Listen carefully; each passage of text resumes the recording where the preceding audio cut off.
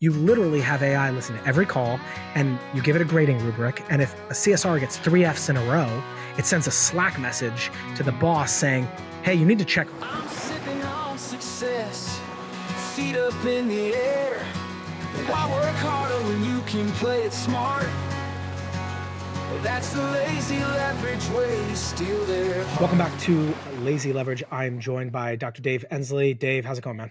Hey, it's going great. Happy to be on the podcast. Yeah, I'm stoked about our conversation. And right before we hit record, I was just saying you are almost as pure as it comes in the business of business as a DSO guy. And so I'm really excited to just kind of like get into like making businesses better, because that's what gets me enthusiastic and excited. Yeah, and awesome. It's just like, it's super cool, super fun. Yeah. So for people that maybe haven't read your story, I follow you on Twitter and I've read, I've listened to you on some other pods and stuff. Do you want to just give like the exact sum of who you are, kind of where you sit? And I know you're an Austin guy. You got 4 kids? I got, 4 kids. Yep. Dude. So awesome. I just grew up in a small town in Georgia, and I decided I want to be a dentist when I was in high school. So I had a cool orthodontist, and I was like, that seemed neat. I did join the Army to actually go through dental school. So I had an Army scholarship through dental school. So that means I went on active duty afterwards. They paid for my dental school, which is pretty cool. When I got out of the Army, my wife was from Austin, so we moved back here, and I was looking to set up a practice, and I got connected with this DSO called Celebrate Dental and Braces, and I kind of got in on the ground floor because they were still looking for partners to help build something. So I built a practice with Celebrate here in Austin, Texas, and then we've been enjoying kind of just building a doctor-owned DSO group. A lot of them are PE-owned, but ours is I was going to say that smells like PE to me. Yeah, exactly. Yeah, doctor-owned DSO group. For the amateurs, I'll give you my understanding of what a DSO is, and then you can say that's the silliest thing I've ever heard or whatever. My understanding is it's a mechanism that basically is able to accommodate licensing issues, so that meaning the drilling and the medical practice is done, but they have essentially a global agreement with a service provider that does everything that's non-licensed, and so that the DSO can accumulate, in essence, enterprise value without having to be like individually the mechanism is around licensing and kind of enterprise value accretion. Is that correct? Yeah, I think that's a great fundamental description there. There's lots of different varieties. And I think one variety really is that there's a big part of the market that is PE driven, So this was a way for big companies to buy dental. They're like, hey, dental makes a lot of money. We want to buy it, so this is a way for them to buy it. So that's why I make a big distinction, is because we're not PE owned. Yeah. We're trying to You're like an ES. Yeah. What's it called? An Exactly. ES employee owned. Yeah. Yeah. Dental service organization is what it stands for. Yeah. That's awesome. And so in essence, you have a relationship with individual dentists, and is it fair to say it's almost functions like a law firm, and that each individual dentist gets like a slice of the profitability of the larger organization based on their contributions? Is that an appropriate analogy? Once again, there's tons of different compensation models, but that is one that's pretty prevalent, I guess. Basically, is the idea is like, hey, we'll work on the business stuff. You love being a dentist. You're great at being a dentist. You be a dentist. We'll work on the business stuff. And then in between there's so many differences in how much equity people may own in their individual practice or the whole group, how much they may be an employee versus an owner, lots of different variations. But yeah, that's the basic idea. I love that. Have you ever heard anything or read anything about Justin Ishbia? I have not heard the name, no. Shore Capital. I think they own a professional sports team. Like, it's crazy, but I think they've deployed like a couple $1 billion, and their average check size is 12 million. Wow. Okay. Yeah. I mean, they're a machine, right? Wow. But one of the things that he said on a podcast I was listening to, he's a really incredible guy who's worth looking up. But he said our favorite it's their private equity. Their favorite acquisitions are people who are really good at one thing and they don't like everything else. Okay. Yeah. It seems to me like what you're doing is, no, we get dentists who love being dentists, but they don't like everything else, which provides a wonderful opportunity for me to do some of the things we're talking about, like offshore talent or AI or call centers or billing optimization or all this stuff, because I'm like, dude, I like being a dentist and I want to make good money and I want to be a part of a larger organization. And that seems like a great place where, real value can be driven for both people. Yeah, for sure. And the key part there is sometimes in that drive to try to take care of the business stuff, some dental groups have sort of removed the doctor from any sort of responsibility or ownership at all.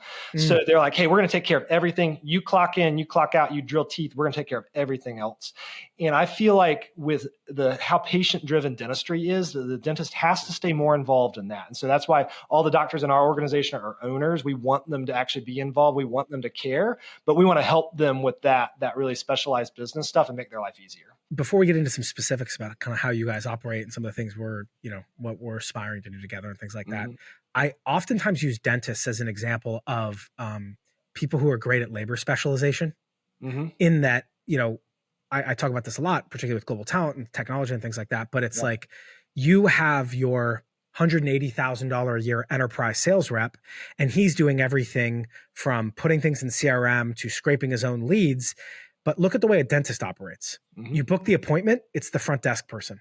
Then you go in and you get a standard cleaning done, and that's the hygienist. And then you know what the doc does? He wheels in, goes, hey, Dave, how's it going, man? Oh, look, dictates a note to the hygienist who's over there taking a note and goes, yeah, come back in about 4 weeks. That, your molar's a little loose, and then 60 seconds later, he's out the stinking door.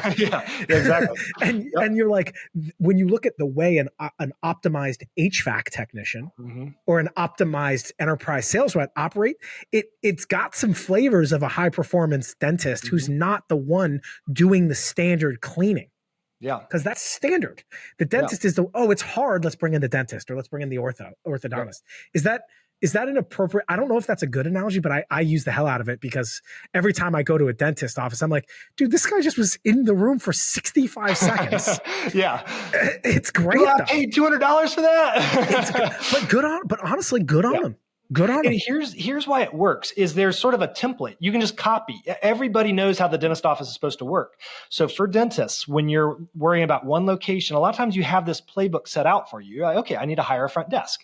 I need to hire a hygienist. I need to hire these things. You see those roles, so you know how it's supposed to work. And so it's easy to copy it.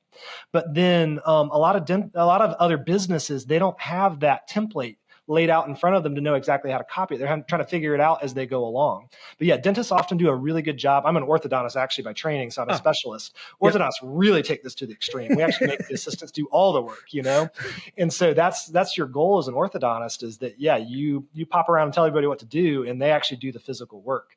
Versus if you're actually in there changing all the wires and the colors and stuff like that yourself, you can practice that way. There's people that they want to run a small practice.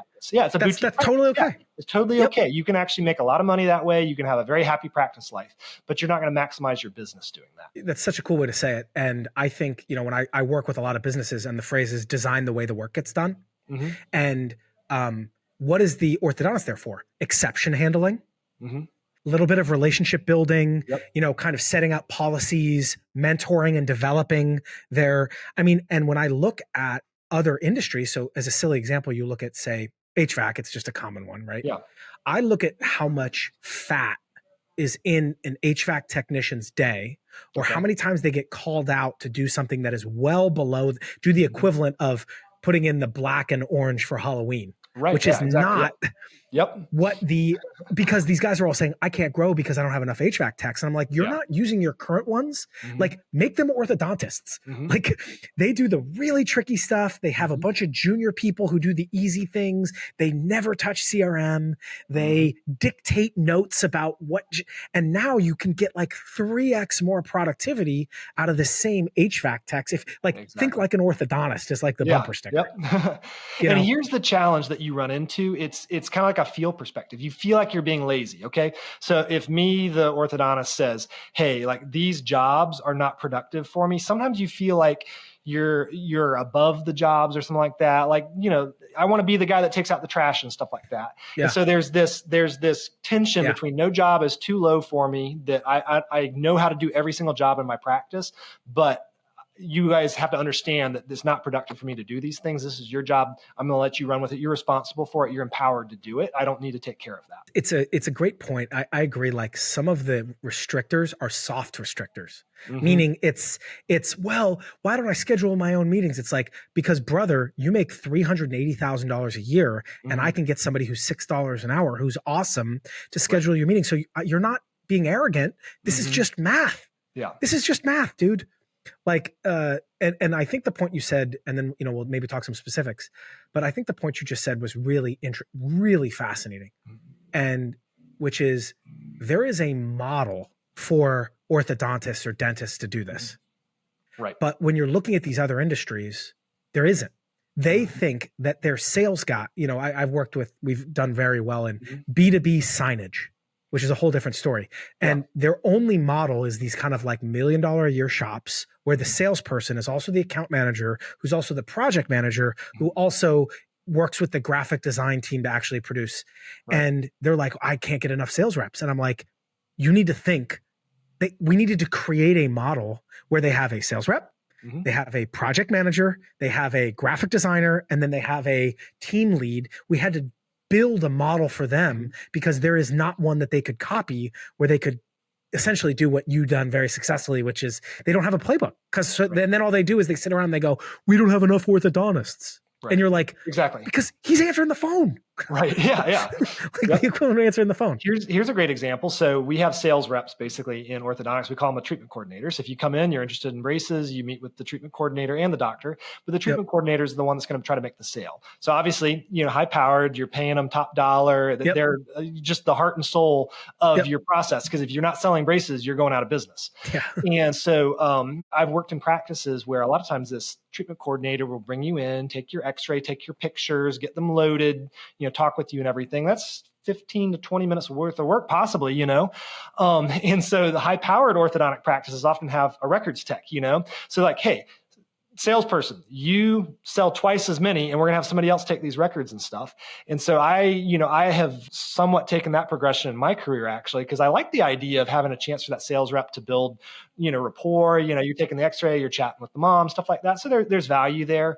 But if I can get you to do twice as many consultations and you have somebody to do this other stuff for you, and they take care of the CRM, stuff like that, then Correct. You can maximize the productivity of that treatment coordinator. Actually, some people even do somewhat the same thing with their hygienist. They'll have an assistant to the hygienist. They turn the room over, they do the instruments, maybe they, just do all these low-level tasks, and you maximize the work that hygienist can do at the top of their license. Dentistry is interesting because we have licenses. There's like that's part of why you guys have done it, is because that's not the same with B2B signage, where there's no licensing. So it's just like, I don't know, the sales rep just talks to the graphic designers. It's like, that's such a bad idea. So it constrains you somewhat, but it actually almost points the right direction for it does. Have this person do the top of their license, basically. Well, and it's like the surgeon, like they don't close their own wounds. Right. They're running 3 ORs at the same time and they're like, all right, close up for me, intern. And then they go off and so I think the licensing thing is why I think the two things that have pushed orthodontists or dentists or doctors is I think it's two things. I think it's first, licensing. Everybody is at the top of their license. And then second, I think it's broadly speaking, expensive labor that is not all over the place. Meaning there's not, high quality dental hygienists coming out of your eyes and they're expensive. And so, or orthodontists actually even better. There's not high quality orthodontists coming out of your eyes. So you're like, I need to make my finite quantity really efficient to build a successful business. If I don't, I lose. Yep. Right. And the first principle I think here is, and I mentioned it already, but I just want to I've written about this extensively, but it really is labor specialization, which is if you take Jeff Bezos, Elon Musk, or whatever, and you put them on a resource rich island, but there's only 100 of them, they will never get rich. Why? Because the county sheriff is also the farmer who's also the jail. In order to create true wealth, you need specialized labor. That is Adam Smith from 18 whatever. Yeah. And so when you're talking Econ about 101, it's literally econ. It's comparative advantage. If you go back to day one of econ, right? It's comparative advantage and labor specialization. You cannot get wealthy with non-specialized labor. And so a lot of what I do, and I know, we're going to talk global talent because you're a Sagan passport member. Thank you. Talk about that. But I should get the pitch in or whatever. Yeah. But a lot of what I find myself doing is pushing people into saying, you need to think about specialized labor because that person is not playing at the top of their license. Even though they're not licensed, they're not playing at the top of their license. And it sounds like you've really leaned into that due to a variety of factors, right? Well, this is one benefit of a DSO or a group practice in dentistry is you just get big enough. There's enough revenue to actually let you specialize, because if you have a small amount of revenue, you can't specialize. It's impossible. You've got to wear multiple hats if you've got a smaller revenue number. But then as that revenue number grows, that allows you to actually be more specialized. So, if you got a really small boutique practice, you got your wife is the office manager. She does the bookkeeping, all this stuff. That's great. Like you can live a happy life and make a ton of money that way. But if you're trying golf to grow, every day at 2 p.m. Yeah, exactly. Yeah. If you're trying to grow a bigger business, if you're trying to be more efficient, then eventually you need to get to the point where you can hire a bookkeeper. Maybe it's a part-time bookkeeper to start out with, but then as the business grows, maybe you have multiple practices in the group and stuff. Now you got a full-time bookkeeper plus an accountant. And as you specialize, the job gets done better and better. That's the thing I notice. When you have somebody trying to wear 10 different hats, something always gets pushed to the bottom. There's something they're not good at. There's something they don't like. And that thing always gets done poorly. So whatever you're nagging your team to do, that's what you need to hire somebody else to do. You and I are cut from the same cloth, man. And what I'll say about what you just said and what pushed me to global talent was I could afford specialized labor at lower revenue. Yes. So what the hell kind of home improvement company do you know that does $5 million a year that has a staff accountant? Right. And now I could administer more complicated commission structures. I could close my books faster. I could chase collections down better because I wasn't paying $100,000 for a staff accountant in California. I was paying $2,000 for an in-house staff accountant who did everything but sign my return. And they were full-time on staff 40 hours a week because I could afford specialized labor at a revenue number that was unheard of if I had to hire domestic talent. Yeah. And so that's really what pushed me to global talent was like, dude, I need a staff accountant to administer this complicated scheduling or this, I want to do fancy big company stuff, but I can't just put a 120G person on this revenue. And so what global talent pushed me to do was I need 4 people to answer my phones. It's like, I can't, I can't afford that in Southern California at the smaller revenue. And so I do a half-assed job and I ask my warehouse manager to back up on the phones and then the phone never gets answered. I saw your post about your phone getting answered, but that is a byproduct, I believe, of, you can have 5 people on this and you could never do that you just couldn't do it. Does that resonate with you? Yeah. Well, here's an example. Okay. So I needed some electrical work done at the practice and I called 4 or 5 electricians. And so what do you think happened? You know the story already. Okay. So one of them answered, super professional, scheduled me using online software and stuff for somebody to come out and give a quote within 2 or 3 days. All right. Yep. One of them did not answer. I got voicemail, but they called me back later that day and they were going to come out personally and give me a quote. And then 2 of them never even called me back. Yep. And I even sent them a text message also. Like I tried to give them money, but they did not want to accept it. And so like the 2 guys that never called me back, they're like, oh, I can't grow. I'm too busy, And once again, they may be making some decent money, more money than they ever thought they would make because they have a good electrical license and they stay as busy as they can. They feel like they're drowning actually. But if they would just hire somebody to answer the phones for them, but they can't afford it right now because they can't afford to go out and hire a US-based employee that they have to manage, that they need office space for and all this stuff. And so the phones don't get answered. So if they were to hire a VA for $5, $10 an hour and just answer every single phone call, all of a sudden now they have enough jobs and they're not having to work the phones themselves personally that they can bust through that plateau. It's almost like a chicken and the egg thing. Is you can't grow because you're not doing the job right because you don't have the right roles, but you don't grow and so you don't have the money to hire the right roles, What I've seen is that it varies based on industry. Like I know in property management, because I talk to Peter Lohman a lot, it's between like, oh, you have some real estate experience. So you have some, understanding of residential scattered site property management. Right. It's like between 200 and 700 doors because underneath 200, you don't need middle management. And above 800, you have middle management. But between 200 and 800 doors or 600, I don't know what the actual number is, you have to pay for middle management. Yeah. But you don't have the revenue. And so it's like the death zone. Like, because you take it on the chin because you're making like way less money, but you're never going to get through that plateau because if you don't have a maintenance coordinator, you're never going to get more doors and you're just going to flatten out every time you get up to 250. People are going to be pissed that the phone never gets answered and you're going to shrink. And so for me, what global talent does is that it lets you bust through some of those step functions without having to go take this big risk in terms of payroll growth or overhead growth. It lets you like bust through that revenue gap to get to the other side where you're like, oh, cool. I now have a CSR team lead. And now I'm answering the phones and I'm recruiting more people and I've got onboarding where you never could have done that if they were parked in Orange County, California. Right.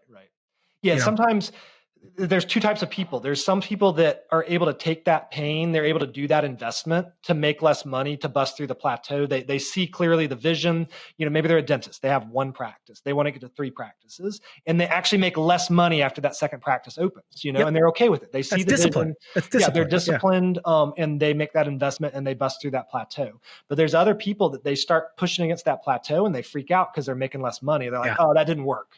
I'll answer the phones myself. And by the way, and I think you mentioned it and I mentioned it too, though, which is that's totally okay.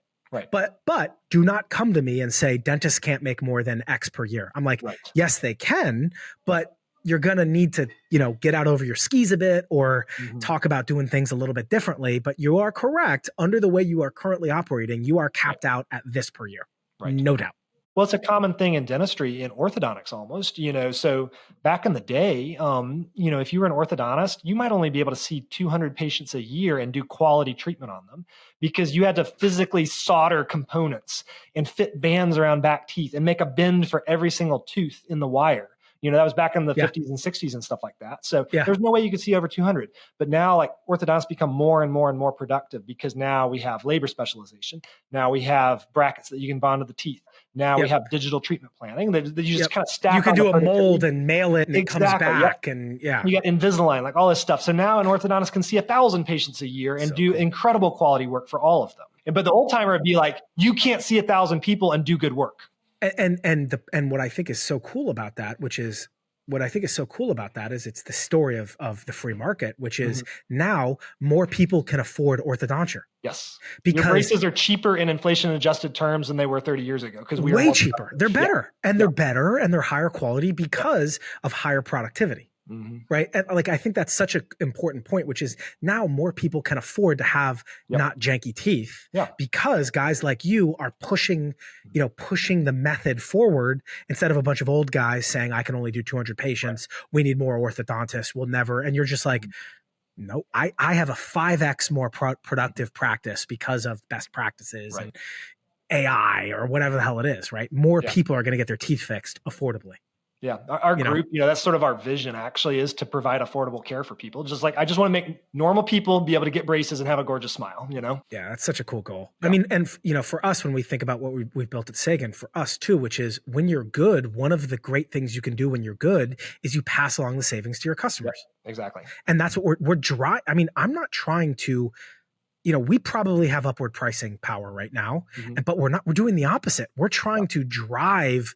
We're trying to do more and keep our prices the same is really what we're trying to do because we think our price point's about right.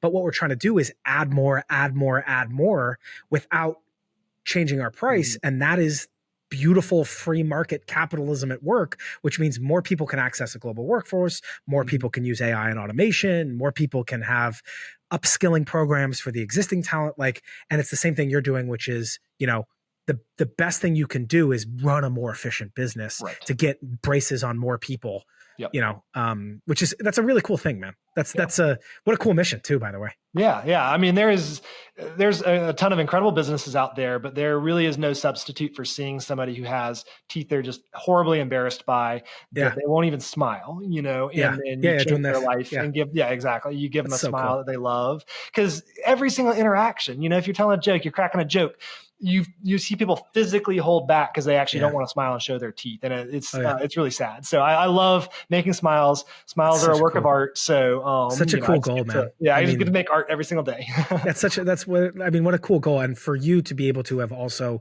kind of broadened your focus into what I would call is, business, you business your face off. Yeah. Right. Because you have an eye for it. You have a personality for it, which is, I think, a really cool thing too, which is, you've broadened what it means to, I always like the analogy. It was in like a book. It was like, do you want to be a really good guitar player or do you want to run a great music club? Right. Exactly. And you are both a good guitar player and you're like, okay, let's talk about what do we charge tickets for, and what's our beer, and how do we fill the, and you've kind of broadened what it means to have an impact beyond just what you can do with your own two hands. You've kind of broadened what it means via this DSO structure, right?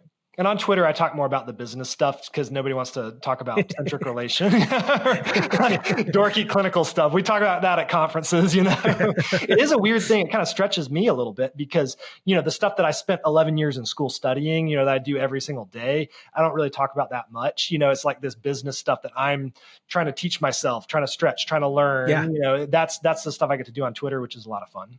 I love, and Twitter's a great place for it, and there are other places as well. But what I love doing is, and I talk about this a lot, I love studying other fields because when you're talking about, schedule optimization, you're the smartest orthodontist, at schedule optimization. And then you look at the way that Josh Schultz runs a manufacturing facility and you're like, oh my God, I've got a lot to learn.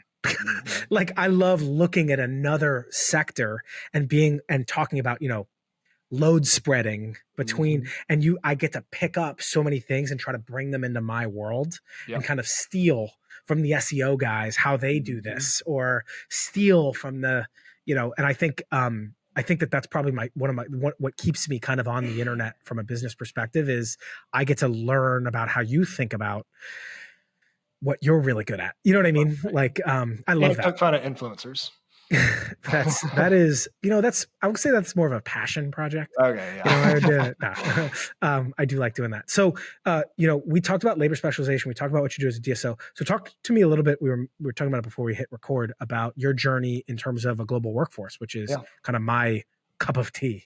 Right. Well, this is the type of thing that 3 or 4 years ago, I didn't even hardly know it existed. So I went from absolutely zero on any sort of knowledge or implementation, of any sort of ability to hire people globally. And then my eyes kind of got opened, and how? Just I'm curious. I think it actually mostly was on Twitter, actually. Oh, nice. Okay, cool. There's some companies in the dental space that are doing it sort of for you. Hey, hire us and we'll, staffing markup. We're going to talk about that. Yeah, exactly. Yeah. VA on demand. Yeah. That type of thing. So you're starting to see it just a little bit out in the wild in the orthodontic space, just at a conference and stuff. But I think it was ahead of the game being on Twitter with this. And so we tried a few things over the years. And when I say over the years, this is the last 2 to 3 years that we've really kind of dug in on this. One example is we looked for some people on Fiverr. Okay. So we hired a bookkeeper on Fiverr, I believe 2 of them actually. And they were pretty solid, So we hired them, they worked full time, and they've been helpful. Maybe not. Are they still with you? One of them still is. Cool. The other we're actually just about to let go. It's interesting. I always tell people too, which is just like, dude, they're people. Some of them are great. Some of them are like, right. Yeah, exactly. Yep. So that was sort of our first foray into it. The next one was I did use a recruiting agency that I met through Twitter. We hired a digital marketing team. So I hired a paid ad specialist who's also the manager of the team, if you will. He'd had some CMO experience actually at a previous company, worked for some agencies and stuff. Super smart guy. We love him. He's still with us. He is a superstar. That's great. We hired an SEO guy. He's been good, very kind of technically sound and everything. Sure. So we really like him. The main manager, he actually went out and interviewed people on his own volition, basically. He just told me, hey, I've been interviewing people, so he hired a social media manager for us directly. So that's our little digital marketing team with the company. They've been amazing. It's working really well. Our other 2 areas where we have some global talent is we have a call center in Mexico, and that one we just found a manager. So we hired a manager. He had a bunch of connections. He did all the rest of the hiring for us. Nice. And so he sort of knew how to set things up. So that was that worked out really, really well. The final one is a insurance billing team in the Philippines, and that one we sort of poached an employee from another company that does work in the Philippines there, and then they had a bunch of connections and stuff like that, and so they were able to quickly build a team for insurance billing. RCM is what we call it in revenue cycle management. And so just all this billing stuff that it just sucks your soul out in a dental practice, basically. You have a person at your front desk who is an insurance expert, and they have everything running smooth, but then they quit or they get pregnant or whatever, and then you're scrambling trying to get your insurance submitted. It's brutal. So having a team doing that it's so much, nicer than trying to manage it yourself locally at the practice. So we just signed up for Sagan. It's been exciting, So some of the things that led me to pick Sagan is I wanted to be able to hire globally. So a few a few hiring companies are regional based, so they're like country specific, or maybe a single continent. I like the idea of being able to hire from anywhere on the globe, basically. Yeah. Kind of a hard and fast no for me was anybody who was going to continue to take a cut of the money. I call that staffing markup. Yeah, staffing markup. We just wanted to pay some sort of a fair fee and then directly deal with this employee. So that was sort of a no on some others for me. Cost is always an issue. Dentists are notorious tightwads, so you're always looking for a deal. So some of those things led us to Sagan, and so we made our first hire a few weeks ago. Yeah, cool. A senior accountant. More to come. And, we're super excited. We have a whole finance team. I could tell you horror stories of our journey on finance, basically, but we're excited to really kind of beef out this finance team and make sure that we have clean, timely books and great taxes. So good. So there's a couple notable things about the journey that you had, which is I think you started like many people started. Even I started a little bit before you, but not that much, which was I was on Upwork and Fiverr. Yeah. And so I spent, like Bincy, who was our head of operations and now she's our head of product, I met 8 years ago on Upwork. Okay. That was just kind of like how it started. Mm-hmm. And over time, it just kind of like got more sophisticated in terms of like DIYing and then and so you kind of done the classic journey of like getting more advanced. The cool thing that you have going on is you're in 3 different countries. Where's the senior accountant we found you from? Pakistan, Mexico, and Philippines. Yeah. Oh, and then the senior accountant, I don't remember right now. It's cool that you don't even know, by the way. That's actually a really cool thing. So this is part of working in a bigger organization. When I talk about some of these things, this isn't me doing everything. Okay. I've got partners, we've got, operations people and stuff. And so I think occasionally, I'll tell a story basically. You go to these conferences, there's these other orthodontists and they tell all these cool things they're doing basically. And me, 5-10 years ago, I'm like, whoa, this guy's a superstar. Look at all the stuff he does. How is he so talented to hit all these different areas? This is incredible that he has such a good eye for marketing, or wow, look, he built a coffee shop next to his practice or something like that. No, all these people have people they work with. They didn't physically, personally do it themselves. I am the best example of that ever. The things I write about, I'm like, dude, I didn't do that. Right. I hired the person and gave them guidance and then they did it. Yeah, right. Exactly. That's a great story. When I talk about, joining Sagan and stuff, I actually haven't personally been on there recruiting and hiring myself yet. There's a couple of partners in our operations person and the finance team. We got a VP of finance. I don't need to be like interviewing an accountant, I was the one that was sort of the initial connection to Sagan and I directed him that way. We got signed up and, and you and I had interact, exactly. Yeah. John was super helpful, just Twitter DMs and sent me videos and stuff like that. So, it was great. It's super cool. And so I think you've shared this before, but I know your group revenue you've shared before, but can you share it again? Yeah, like we're about whatever 70 number million in group 70. Revenue. Yeah, we got 22 practices, growing pretty fast. So, All Texas? No, we've got multiple states. Yeah, so we have Las Vegas, we have Kansas City, we have Texas, New Mexico. Great. And then what do you think if you had to guess? I know you're like me where I don't actually know what this number is, but how many global talent do you have working for your group? It's a lot. That call center was around 15 people at one point. We tried to overhire and then kind of trim down basically. Good choice. Very good choice. Yeah. So at one point that was 15 on the global call centers, 3 on the digital team, and there's over 20 on that revenue cycle management in the Philippines. And it seems like, it's not hard to see the progress here, but it seems like, you like this direction in terms of blending global with the in-person stuff. Like you like the way this feels. Yeah, that's actually, it's not a hard and fast strategy of ours, but we've kind of given some thought to that being a little bit of our strategy, that US based, maybe often local VP of some division department, somebody we can hold accountable, and then they leverage a mixture of, US based and foreign talent. The analogy that I like, Dave, is I call it the barbell strategy. Which is I'll overpay for my senior, and this could be local, this could be American or non-American, but I'll pay the insane head of marketing some money that makes your eyes water. Yep. And then I'll pair them with a bunch of technicians who execute that vision, who are oftentimes global, but they're just running the playbook that senior person. But the person who kills me, again, just in my experience, to be a bit kind of simplistic, is the $85,000 a year marketing person. I either want to go like 3 times higher or 3 times lower, but I try to stay out of that middle of talent because I just find I either want the people executing or the people who have like, oh, I've forgotten more about dental marketing than you'll ever know. Right. Like that labor mix has done really well for me. Either go up or go down. Well, I think the reason it may be working for you is at least what I see in dental salaries, just as far as your regular employees, Yeah. is usually it's not a one for one increase in skill and talent based on compensation. So if you, for example, hire somebody for maybe 50% more, they're often twice as good and maybe twice as beneficial to your business.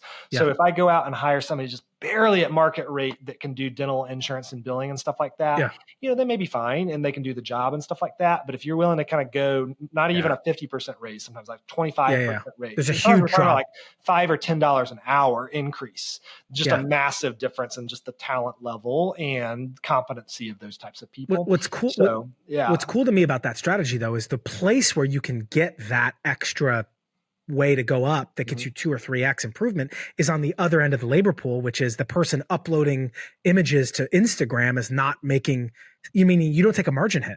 Right. Because you find that money in other parts of your labor, in the person answering your phone or in the social media manager or in the SEO manager, like you mentioned, right? And so you're able, without affecting your margin, to your percentage labor cost remains stable, but you give more to this person and less to this person, and it blends. And you're like, we're on track with 17% of top line or whatever that's what I like about that strategy. Right.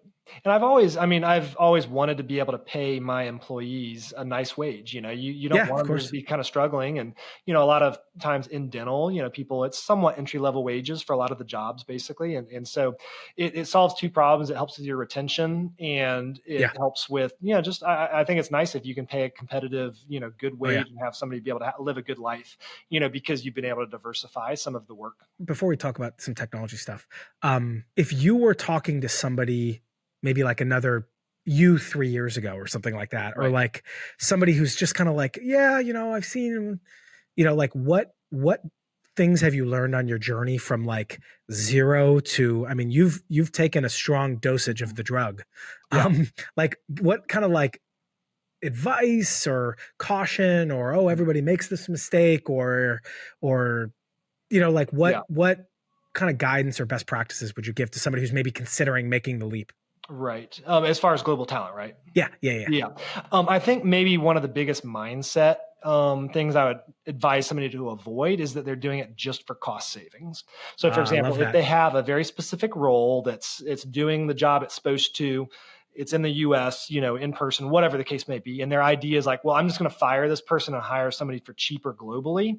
I don't think that's the play. It can work, but we don't do that. We don't usually do that. Yeah. That's not the way we approach it. Once again, we approach it that the idea is that we're actually going to be able to build a true team. It's like we can't afford a finance team, but we need a finance team. So let's mix some US and global talent and actually be able to afford a finance team. And you keep your controller in place. So your controller, you don't fire, you keep your controller, but you give him 4 staff accountants and an AP person. Exactly.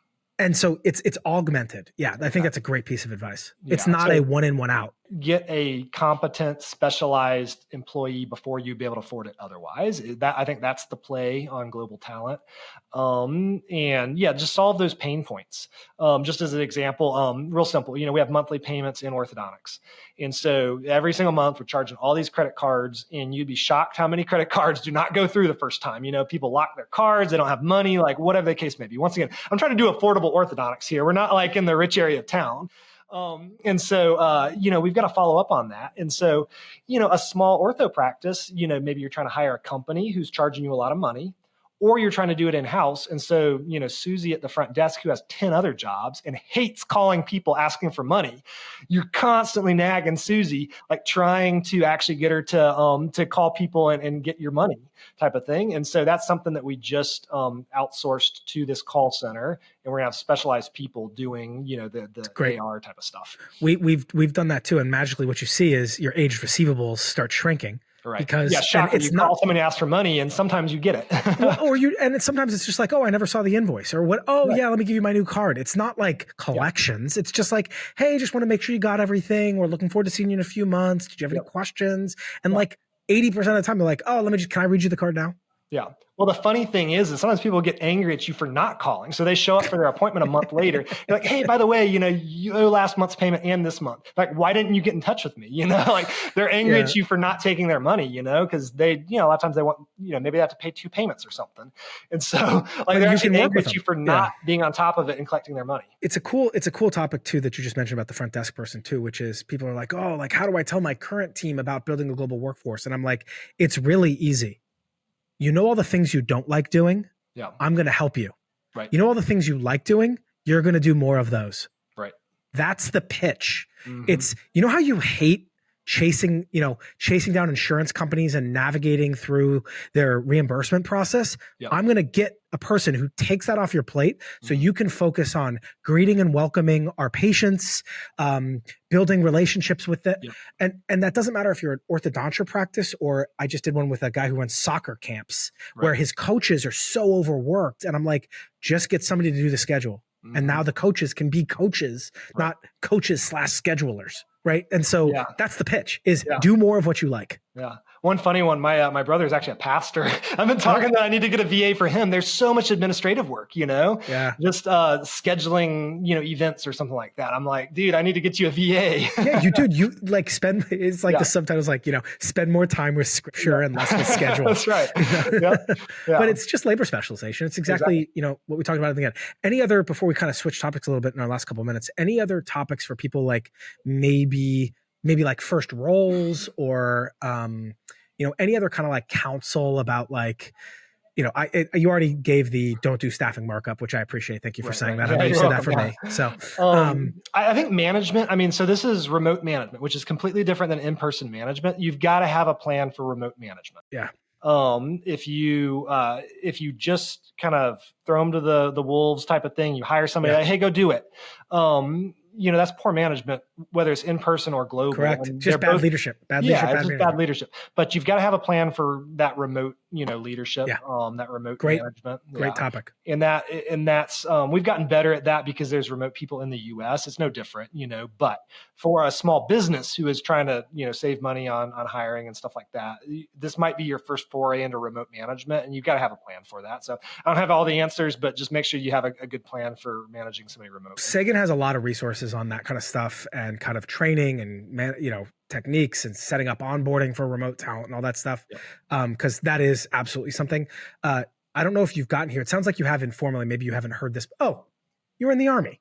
Yeah. So I was about to say, like, I don't know if you, and I was like, wait, you're in the Army. What I tell people all the time is the heart and soul of our global team are our NCOs, which is our senior global talent. It's not the officers, i.e. us, me and you. And it's not the newbie CSR. It's the senior enlisted. It's the senior global talent because they're the glue who cracks the whip and, just kind of takes my memo and then operationalizes it. And so when I think about continuing, which, we got 90 folks right now or whatever it is, some 80, 90, I don't know what it is, but the heart and soul is our senior global talent. There are NCOs, by the way, that's the heart and soul of the U.S. military. It's not the officers. It's not the E2s. It's the freaking, senior chiefs in the Navy or the sergeants, which, the NCO lieutenant just goes to the sergeant. Like, what needs to happen here? Correct. And just like me, when I have a problem, I go to my Colombian head of recruitment and going, hey, why is this thing getting messed up? And she does what the sergeant does, which is what I pulled her aside. I talked to her. I think she's fine, which is exactly what the second lieutenant does. They go to the sergeant.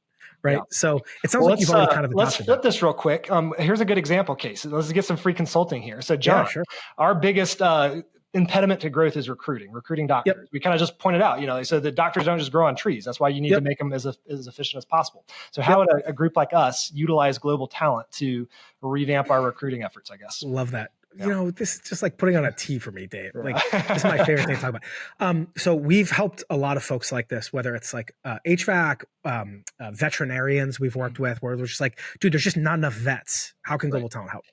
I think of it as two different ways. There's kind of like a low end way, and then there's a more strategic way.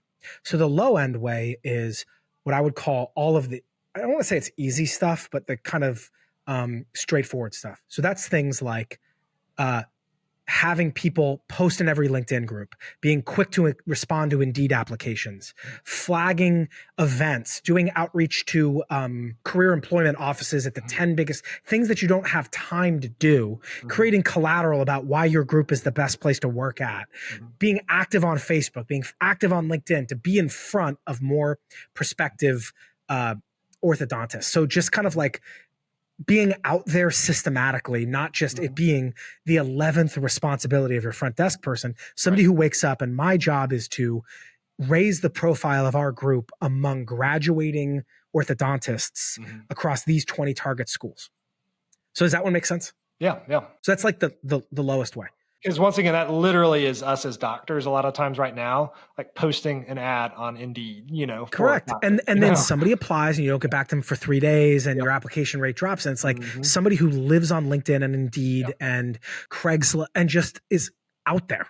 It's just out there. That is the first way. That also works very well with, I would say, entry-level labor, not just specialized labor, which is like you need waiters at your quick service restaurant, just somebody to do the mechanics of recruitment and schedule the cattle calls. And like those mechanics are very burdensome. And just having a recruitment coordinator who's global to just like live and breathe Indeed ads or LinkedIn or Craigslist or Facebook groups moves the needle like almost immediately. They can get you off Indeed also, because as small business owners, you quickly realize that there's a large number of people on Indeed for a reason. Yeah, you get into some of the more niche things. You get into LinkedIn groups. So you get into, or for example, build a referral program for your existing orthodontist that lets them refer people they know, but it needs to be administered. Dave's not going to do that. Hey, you're our help design a program to incentivize people to introduce their buddies to move over and like all those kind of like good quality kind of hygienic things. The biggest way though is something I think you've already said, which is, and this is just across the board, which is I tell people, and I'll use the HVAC example, but I'm like, what is the market rate for HVAC in Chicago, Illinois? And they're like, for entry level HVAC tech. And they're like, what do all the competitors pay? And they're like, $49 an hour. And we're like, awesome. Would you solve your technician recruitment problem if you could pay $65 an hour? And they're like, yes, but I don't want to raise my prices and I don't want to cut my margin. I'm like, awesome. So we need to find $15 an hour. What does the person who answers your phone make? $45,000 a year plus benefits. I'm like, awesome. So let's take that, stick it in Mexico, and take some of those savings and put it in the hands of the HVAC tech. And now overnight, you are the most attractive practice to work at in Texas or in Cleveland, wherever, because you pay above market and all your competitors are going to be like, Dave must not be making any money. But what they don't realize is you just have a more efficient labor structure. And so honestly, the single best way to structurally solve a recruitment problem is to pay more. Starting salary for orthodontists is way above whatever market is in El Paso. That to me is the actual, like, that's the really serious way to do it. Money talks. And I always start by saying, if you paid orthodontists 25% more starting salaries, would you solve your problem? And you're like, yes. And I'm like, awesome. Let's go find that money. Right. Yeah. Let's go find that money.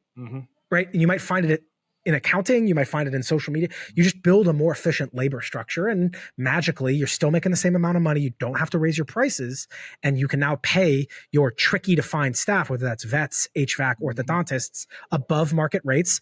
Overnight, you have 100 times more applications because they're like, these guys pay more. Interestingly enough, we've seen that bear out just in person, basically. Kansas City is a very, very strong region for us. They just have tons of patients. They've got great practices up there. They have an easy time finding doctors, because they make so much money there. So yeah, kind of backing up what you're saying. Honestly, it's money. So in our last couple of minutes, obviously you can ask any other questions. Did you have any other questions top of mind before I just kind of change topics? No, I think I like that a lot. Yeah. You like my two answers? So one would be kind of like mechanics and coordination. That's social media and creating a Facebook group called Orthodontists Looking for a Job, Willing to Relocate to Texas, and posting content and all that kind of stuff, all the mechanics. And then the second one is come up with a better labor structure. Right. And that's the same, by the way, for veterinarians. That's the same for massage therapists who are in finite quantity in some of these markets. Right. Okay, so my last topic I'm sure you already have an answer to this, but this is a benefit of Sagan, which is, have you seen any of the stuff we've rolled out about digital power tools? Yes, yeah, I have been seeing that stuff. It seems pretty intriguing. I will admit I have not dug into it heavily yet, but the reason it was intriguing is because that idea of pain points, is so, I mean, it's all over dentistry, all over dentistry. There's just stuff that you wish you could wave a magic wand and fix it, but you can't, and you just keep on doing it this painful way. So what I think is the journey that you're on with global talent, which is, I suspect, if I was a betting man, knowing you and the way your brain works, the way that you were 3 years ago about global talent, if we look forward 3 years, it's going to be the same transformative relationship as you have with AI and automation, which is really what global talent, and no code, low code. Right. And so what I would say is the journey that you've been on to drive efficiency through a global workforce is the twin brother of AI and automation. So as a silly example, right now you get invoices. Let's pretend, AP. Right? You get invoices. Historically, the orthodontist used to do it. Then the local front desk person used to do it. Then your accounting team in the Philippines does it. And next, it's going to be a very straightforward to create AI tool that pulls out the payables, puts it in a database, uploads it to QuickBooks, and then you just hit release. Right. And so the journey to move something globally is the exact same journey to start using AI and automation to drive further efficiency, and then your accounting team can do new stuff. Yeah. And so that's the stuff you hate. You're constantly cleaning up the bottom of their roles. So I'll give you another example that I don't know if dentists are big on this, but some of these other companies I work with are transcription. It used to be, like tape recorders and all the stuff. You have to pay $1 a minute for transcription. And now it can be, you could put a little thing in every orthodontist room. They press a button, they talk, it automatically goes in, is transcribed, is summarized, and it can all be HIPAA compliant. That's not an issue. And magically, you just saved you used to have a whole team of transcriptionists. Right. And so what I would say is, as you're looking at continuing to drive value at the DSO level, I highly encourage you, maybe, you and I, without recording it, you and I can maybe get into it a little bit. Yeah. But there's such room for driving the same. You're already on the journey. It's why we started doing it, is because now that I know that you're building out your accounting team, I'm like, dude, here's 5 automations to make them better, to get you better KPIs, faster, close your books better, drive better efficiency. And it's such a perfect thing for a DSO to do. Yeah. Here's the tie it full circle here. Yeah. Why do we not do stuff like that? Because we don't know how. We're dentists. We spent 11 years in school trying to learn to make teeth straight. And so that's what you've got to actually have some employees that are tech savvy and stuff like that. You can't wear every single hat.